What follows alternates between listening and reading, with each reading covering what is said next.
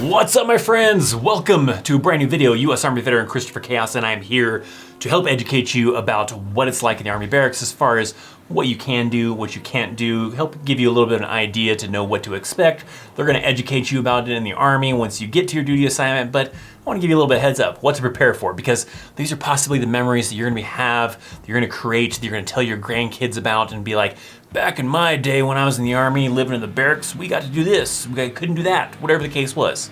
That's another stuff I like to create here on this channel, maybe educate you before you join the Army, maybe you're already in the Army, whatever the case is. So make sure you are subscribed to this channel by hitting that subscribe button. I have a goal in 2021 that we are going to hit 100,000 subscribers, and I can't do that without your help. So help me out, click that button down below, and let's get into some of the things you can and can't do in an Army barracks.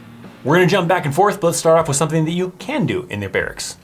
You can have entertainment. You can have a TV, a PlayStation, an Xbox, a PC, a guitar, a stereo, whatever the case might be. You're allowed to have those things in your barracks room. I'm specifically talking about when you get your duty assignment, not in basic training. AIT, sometimes you can have certain things, especially those AITs that run pretty long, but shorter AITs are usually still pretty strict. So we're talking about, when I'm talking about the barracks here, I'm talking about once you're done with your initial training and you're at your duty assignment, your duty station, wherever you're gonna be stationed at. And all of this does apply for both, in the United States, overseas, whatever the case might be. So you can have those entertainment items. If you wanted to have a TV in there, you can do so. People have asked me, can I have a big screen TV? Sure, as long as it fits in the room. The rooms are usually decent enough size. I mean, you can easily have like a 75-inch TV, 65-inch TV, whatever the case is. You probably wouldn't be able to do anything too crazy, like a 100-and-something-inch TV if you're really big ball and you can afford something like that. If you want to do a projector, I mean, you probably have enough room. You could probably even do a projector if you really wanted to.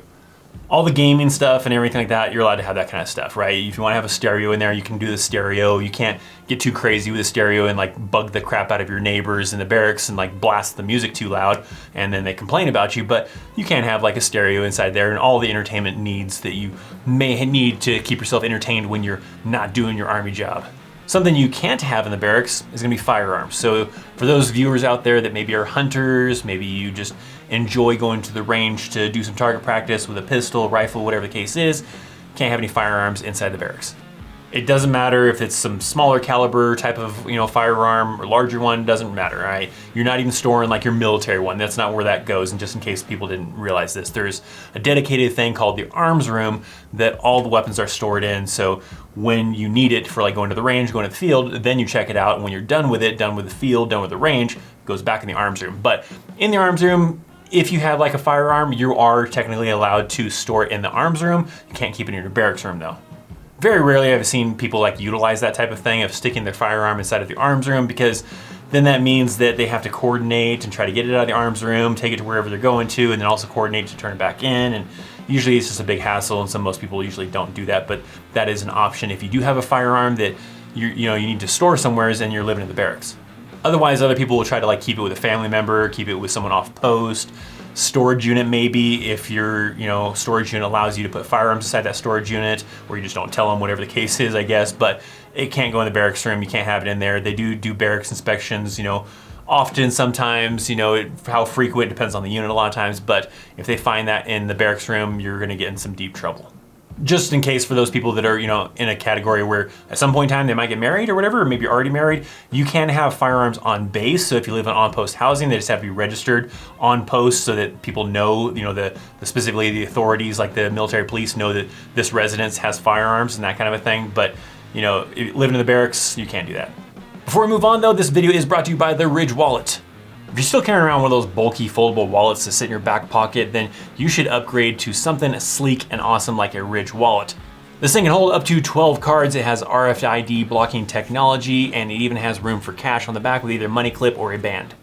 They come in all sorts of colors and designs, from simple matte black, gunmetal, to gold, to tiki designs, to carbon fiber, all sorts of different styles to maybe fit you. This one that I got right here is pretty cool. This is one called Forged Carbon. It's got this cool kind of look to it that I really dig. Now, you've probably heard of Ridge Wallet, but maybe you're kind of skeptical about trying it out. Well, thankfully for you, they will allow you to try one of these bad boys out for 45 days. If you do not fall in love with the Ridge Wallet in that time frame, you can return it and get your money back, and they'll even pay for the shipping to send it back. So now is a great time to get one, and you can do so by visiting ridge.com/chaosarmy, and when you check out, use the promo code chaosarmy to get an additional 10% off, plus you also get free shipping. So make the move, upgrade your wallet to something sleek and smooth like the Ridge wallet. Check out the website down below. Let's move on, shall we? If you're living in the barracks, you can have visitors, but there is some restrictions with those visitors. These policies will vary from unit to unit, how well they're enforced, what their policies actually are, but I'm gonna give you an example of, or several examples of a lot of the common ones that most, if not all, have this type of regulation as far as the limitations with the visitors, and then it'll fluctuate a little bit here and there based on the unit and the location. So with the visitors, for the most part, they usually have to be over 18. The only kind of exception they usually, will allow is if it's a, family member. Maybe if it's like a brother or a sister and they're there visiting you and they're underage, under the age of 18, they usually kind of will be okay with that. But if it's just a friend of yours or whatever the case is and they're under the age of 18, they usually don't authorize that person to go into your barracks room to come into the barracks. They will also typically have some kind of restrictions as far as how long that guest can stay inside the barracks. Common ones, usually like an example at least of like some common ones I've usually seen is like if the next day is a work day, then usually like midnight. If the next day is not a work day, then they might be a little bit more relaxed on it, maybe like 2 in the morning. How is this enforced? Well, commonly you have to pass by a CQ desk, which is like a little guard station, I guess you could say, inside the barracks, where you have like an NCO and maybe a couple of soldiers that are there that are kind of monitoring the barracks and kind of doing patrols through the barracks and making sure everybody's acting right and everything like that. And usually if you have a guest, then you have to check the guest in at the front desk, and then they'll kind of keep track of who's still in the barracks, and then when that gets close to those curfew times, they'll come knocking on your door or whatever if you haven't checked out already. With that, having the guests leave, then say, hey, your guest has got to go in like 10 minutes or whatever the case might be. There is obviously ways to easily get around that, all right? I'm not saying you should do this, but there is easily ways to just get around it. A lot of times they don't know that person in civilian clothes isn't a soldier, so they may just assume that that's just another soldier lives in the barracks, or sometimes there's other doors that you can get them up to your barracks. But as far as legality or rules go, you're not usually supposed to have guests like spend the night. They're usually supposed to be out by a certain time and all that kind of a thing.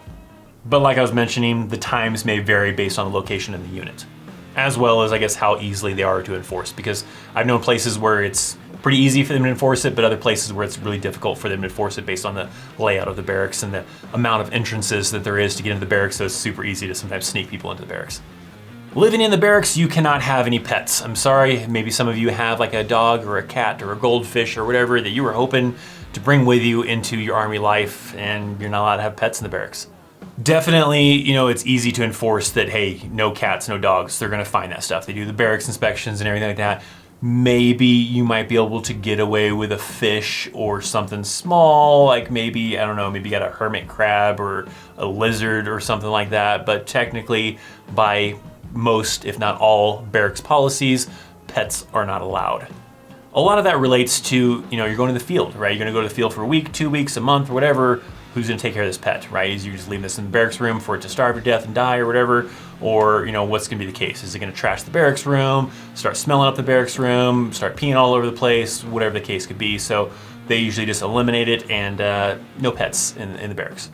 I have seen people like get away with like a fish and nobody really gave a crap too much because they had that fish. I've also heard of people with like a lizard inside the barracks room, and then when we went to the field, they passed it off to somebody that they knew locally and they took care of the lizard. But for the most part, don't plan on being able to do that. There might be ways to get around it and get away with it, but it's not something you're allowed to do in the barracks. You just don't count on having pets. If you already have a dog or a cat, make some kind of preparations for that animal, that pet, to go somewheres when you go off to the Army, because it's likely that you're not gonna be able to have a pet with you unless you were married and you're living on post or off post. Then you could, obviously, but we're talking about single soldiers living in the barracks, and pets are not allowed.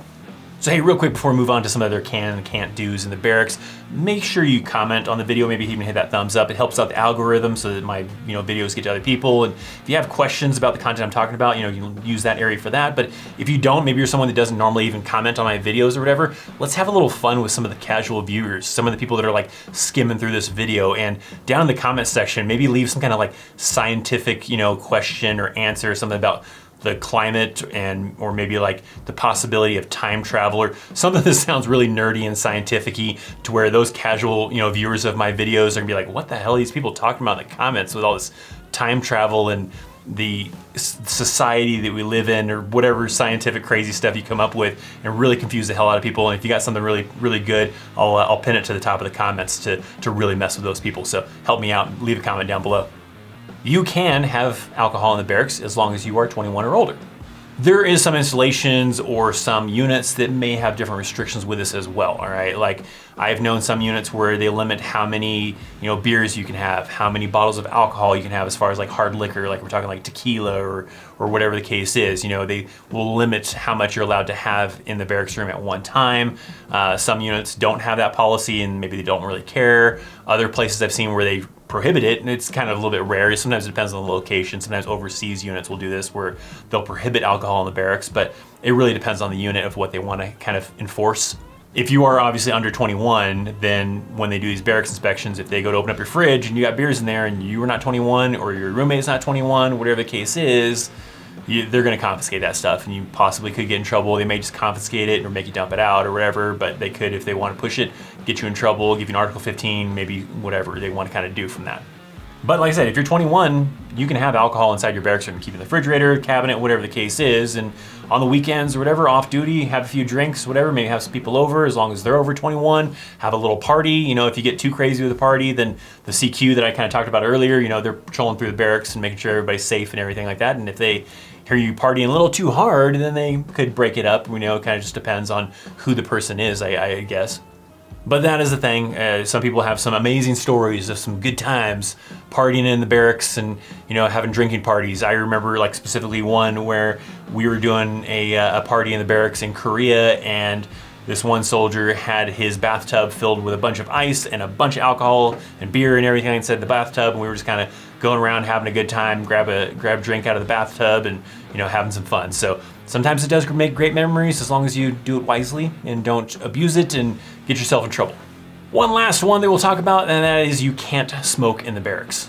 So for any of my viewers out there that are smokers, typically they have barracks policies that prohibit smoking inside of the barracks rooms, and you have to utilize a designated smoking area that's outside of the building as a smoking area for you to smoke.